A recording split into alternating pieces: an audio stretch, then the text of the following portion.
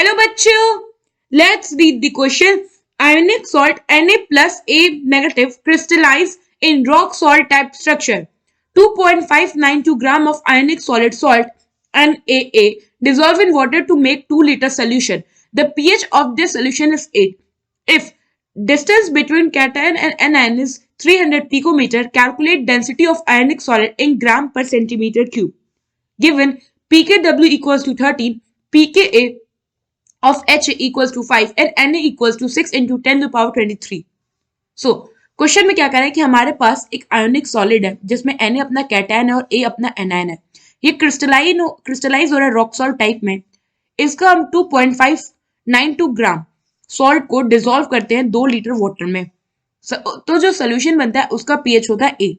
Given है कि cation और एनायन के बीच का जो डिस्टेंस है वो 300 पिकोमीटर है. हमें बताना है कि इस आयोनिक सॉलिड का डेंसिटी क्या होगा इन ग्राम पर सेंटीमीटर क्यूब. गिवन कि जो pKw है वो 13 है, pKa है वो Ha का वो 5 है, Na की वैल्यू है 6 into 10 to the power 23.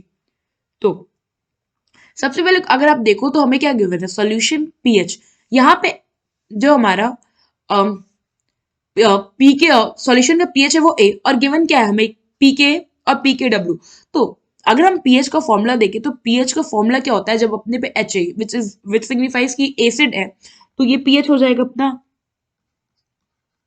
Half of pKa plus pKw plus log C. log C क्या होगा कंसेंट्रेशन होगा इस सॉल्ट का. सो अब हम वैल्यूज को पुट करें तो pH है अपना 8, ये हो जाएगा अपना हाफ इंटू pK हो जाएगा हमारा 5 प्लस pKw है 13 प्लस log C. तो यहां से हमारे पास ये हो जाएगा 16 इक्वल्स टू ये अपना हो गया 26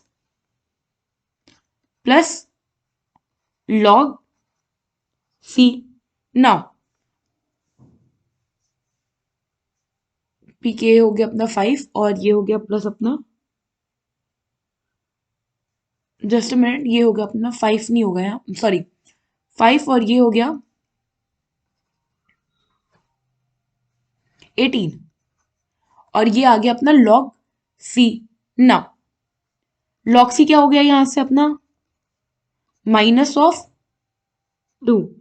अब हम इसको अगर एंटी लॉग लिखेंगे तो ये क्या हो जाएगा हमारा, अगर log C से हमें C की वैल्यू निकालनी है तो ये हो जाएगा C is equals to antilog of -2.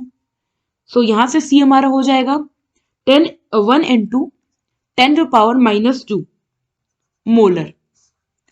ना हमने C पता कर लिया तो C का एक और फॉर्मूला होता है कंसंट्रेशन बेसिकली, जो कि क्या डिनोट कर रहा है कि ये मोलैरिटी है.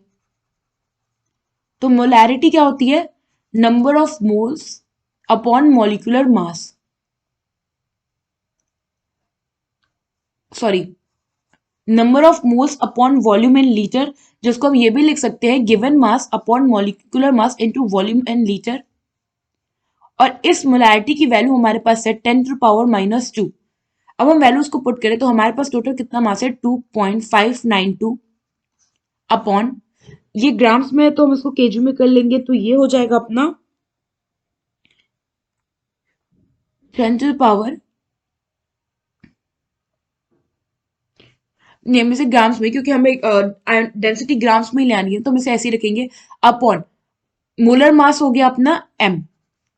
यहाँ पे हो गया हमारा 10 to power -2 is equals to 2.592 upon molecular mass into volume हो गया 2.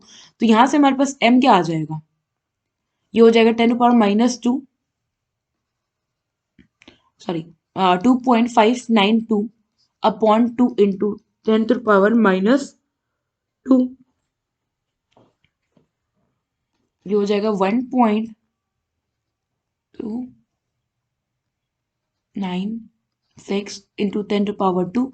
तो ये आ गया अपना 129.6 ना. अब हमारे पास यहाँ पे देखो ये m विच इज m क्या है हमारा